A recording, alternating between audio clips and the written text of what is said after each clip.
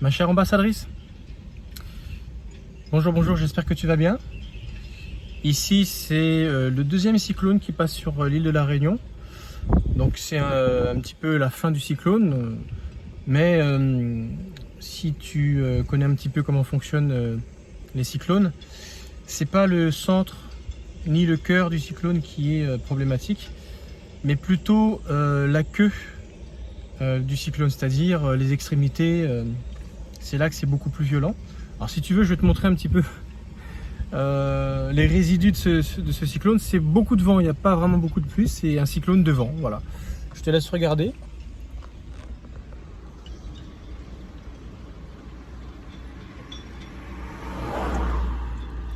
Voilà un petit peu grosso modo ce qui se passe avec ce cyclone. Donc c'est beaucoup de vent avec des bourrasques. Là ça va encore plus ou moins, mais par moment voilà, ça vole bien. Tu as voilà, des poubelles qui malheureusement sont pas bien attelées, bien attachées. Enfin, ça vole un peu partout. Donc devant la porte de mon domicile, malheureusement, je ne sais pas pourquoi, tout se charrie, tout arrive ici. Voilà. Voilà, en tout cas, c'était pour la petite intro. J'espère que tu m'entends bien parce qu'il y a quand même du vent. Je vais quand même peut-être remonter un petit peu mes vitres pour pas être trop embêté avec le vent. Et sinon, aujourd'hui, je vais te parler de la 11e loi universelle. Il s'agit de la loi de la polarité. C'est une loi très intéressante. Également, celle-ci, elle stipule que tout a son contraire. Tout a son contraire. Il y a même d'ailleurs un courant philosophique, voire même religieux, asiatique, qui a vu le jour avec cela, le taoïsme. Et à partir de cette loi universelle. Mais quand on pense à la polarité, on pense au plus et au moins. Et on sait que ce sont deux opposés, deux contraires, qui, lorsqu'on les ajoute, s'annulent l'un l'autre. Ça annihile, en quelque sorte. Et on retrouve cela partout dans la nature. Il ne peut pas y avoir un haut s'il n'y a pas un bas. Il ne peut pas y avoir de la lumière, enfin, la lumière s'il n'y a pas d'obscurité. Il ne peut pas y avoir droite-gauche. si ça marche pour le sud et le nord et le sud, ça fonctionne pour l'est-ouest. Et ces opposés ne se rencontrent jamais. S'il y en a un qui s'approche de l'autre, ben l'autre s'écarte. À mesure que nous déplaçons sur cette terre, eh bien l'est, effectivement, on se rapproche de l'est. Mais une fois qu'on est arrivé à l'est, cet est-là n'est plus présent, elle a reculé et l'ouest s'est rapproché. Et on retrouve ce phénomène constamment partout. Voilà, ce sont des parfaits opposés qui ne se rencontrent jamais. Bien sûr, on rencontre cela également avec le bien et le mal. Si le bien existe, c'est que le mal existe. Après, on peut retrouver ça sur des caractéristiques purement physiques. Maigre, gros, grand, petit, loquace, timide, voilà, une personne qui parle pas beaucoup, volubile, extraverti, introverti. On retrouve ça partout, autant sur des traits physiques que sur des traits de caractère, que dans la nature, pointu, émoussé, long, large, etc., etc. On pourrait faire la liste, mais c'est pas le but d'en faire une liste. Tu as compris. Alors, en quoi cette loi universelle sur la polarité a un lien avec la perversion narcissique? Forcément, lorsque tu vis avec un pervers narcissique ou une perverse narcissique, tu subis du chantage, des accusations fallacieuses, la culpabilité, des mensonges. des insultes, tu vois, ce genre de choses qui sont désagréables. Mais tu sais qu'il existe parfaitement son opposé, son contraire. Et bizarrement, c'est souvent toi, la personne qui est hypersensible, HPE, HPI, empathe, qui n'a pas pour habitude d'être quelqu'un qui t'énerve facilement. Au contraire, tu aimes bien dialoguer, discuter. Tu n'aimes pas pousser des coups de gueule comme ça. C'est pas ton truc. Alors que le pervers, oui. Pour un oui, pour un non, c'est un rabat-joie, c'est jamais bien. Même si tu te plies en 15, il y aura toujours à redire. Ça sera jamais bien. Et quand c'est bien, il le dira, mais ouais. Et tu sens que, voilà, mais quoi, ouais, dis-le si c'est bien, oui, c'est bien. Mais tu sens que c'est pas. Il s'étale pas, elle ne s'étale pas autant que quand c'est pour dire du mal. Ou quand c'est pour dire des choses qui sont désagréables. Pour le coup, ça, c'est désagréable. Donc, tu vois, tout ce que le pervers, la perverse, peut te faire vivre, ça génère en toi des choses qui sont désagréables, qui ne sont pas supportables. Mais tu peux très bien faire tout l'inverse, tout le contraire. Il va être méchant. Toi, t'as pas envie d'être méchant, tu es gentil. Il va être, alors je dis il, mais c'est il ou elle, on est d'accord. Hein. Il va être insultant.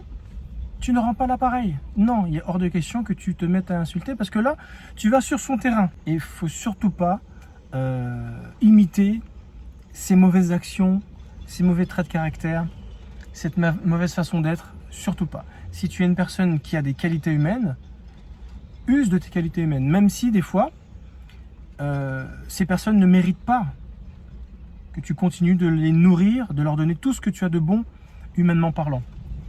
Mais lorsqu'ils te font subir des choses désagréables, là, c'est important que tu uses de raisonnement pour ne surtout pas aller sur le même terrain qu'eux. Ils t'insultent, tu restes poli. Ils sont énervés, maîtrise ta colère. Ne t'emporte pas. Ils t'invitent à essayer de t'embrouiller, ils cherchent des occasions, des prétextes pour trouver un sujet de discorde, de dispute. Ne tombe pas dans le piège. Tu vois, à chaque fois, tu as le parfait opposé. Et on pourrait pousser ça loin, et c'est ce que je vais essayer de faire. Parce que le but, c'est quand même que tu puisses comprendre comment il faut que tu agisses quand tu vis ces choses. Il va t'accuser, ne te justifie pas. Parce que si tu fais cela, tu lui donnes raison de continuer. Et ce petit jeu-là peut durer et durer et durer. Et c'est de cela, en réalité, qu'un pervers narcissique se nourrit. Il t'accuse, tu lui dis non, j'ai pas fait ça. Il te dit si parce que ça. Tu dis tu te trompes. Ouais, bah alors prouve-le-moi. Bah écoute, toi tu racontes les choses de cette façon. Voilà, moi comment je les raconte. Tu ne parles pas de ça. Donc, ce que tu dis, c'est pas vrai. Et après, c'est terminé. Parce qu'il faut bien à un moment donné te défendre un minimum pour montrer que ce qu'il dit, c'est pas bon. Mais s'il persiste, et il revient à la charge, il redit les mêmes choses, formulées autrement, ne rentre pas dans le panneau. Il t'accuse, ne te justifie plus. Tu l'as fait une fois avec les bons éléments, à la clé qui montrait qu'il était partiel, en tout cas dans sa façon de raconter les faits. Va pas plus loin. Parce qu'à un moment donné, tu es obligé, quelque part, bien sûr, de te défendre et de donner ta version.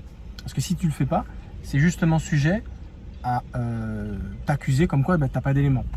Alors à un moment donné, tu seras obligé. Si tu vois que ça commence vraiment à monter. Si tu vois que c'est peut-être propice pour le faire. Si tu sens que c'est vraiment juste pour déclencher une dispute, juste pour préparer le terrain pour autre chose, rentre pas dans le panneau. Donc, ce qui fait que tu as des fausses accusations, maîtrise de soi. Tu rentres pas dans la justification parce qu'ils adorent que tu te justifies et ils adorent te dire ouais mais tu te justifies. Ça c'est vraiment le type de phrase type qu'ils aiment bien te sortir parce que quand on se justifie, on a l'impression quelque part voilà, on essaie de cacher quelque chose. Mais non.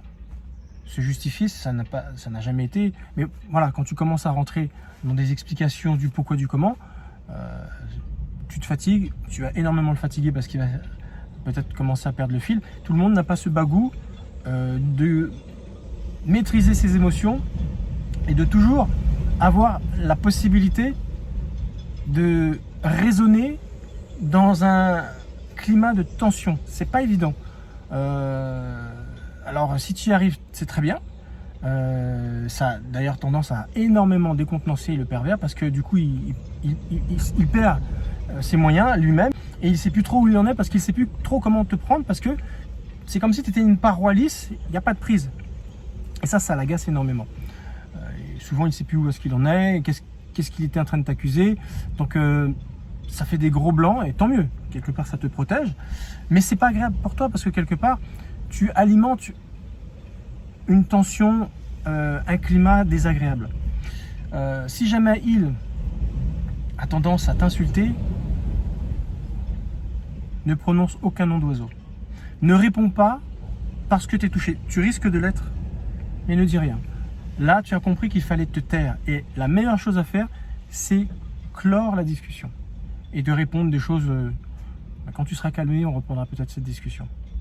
Quand tu vois qu'il revient à la charge, il essaye de t'empêcher de passer pour que tu passes à une autre activité, assieds-toi et montre-lui dans ton regard que tu peux patienter, que tu dois y aller et que si jamais il veut rentrer dans une hystérie, genre je pète un câble, je vais tout péter ou je vais lever la main sur toi, montre-lui que dans ton regard que tu n'as pas peur. Tu vois, à chaque fois, la loi de la polarité, toujours son contraire.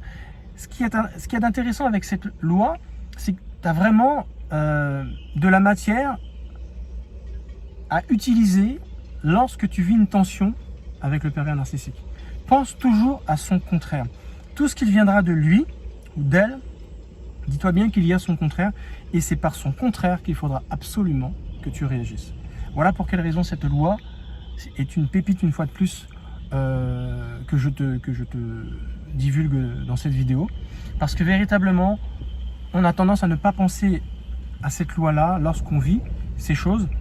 Parce que forcément, lui, ce qu'il essaye, c'est de toucher notre point faible, nous faire perdre nos moyens, nous faire ressentir des émotions négatives pour que justement, on n'ait plus la pleine capacité de nos moyens qui va nous amener à aller sur son terrain, prendre les gants de boxe et se friter en parole.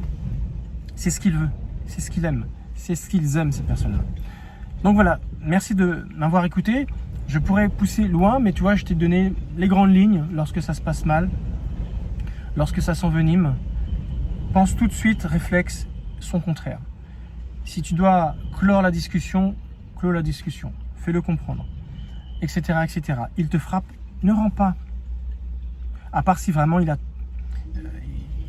c'est une atteinte à ton intégrité physique. C'est normal, s'il commence à te lyncher, tu vas au moins te protéger, le repousser ou la repousser et sortir, essayer de faire quelque chose. Il n'est pas question de donner l'autre côté, l'autre joue, non. Pas quand ta vie est en danger.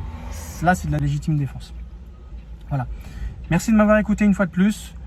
Dès demain, la 12e loi. Surprise.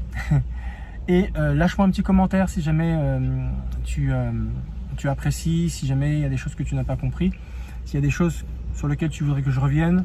Ça me fait énormément plaisir lorsque j'échange avec vous.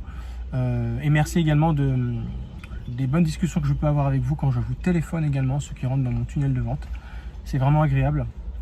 Voilà, je n'en dis pas plus parce que je sens que là, j'aimerais en dire davantage, mais j'ai épuisé la pensée, la pensée de l'idée du jour. Ça sert à rien que j'aille plus loin. Merci. À très bientôt. Ciao.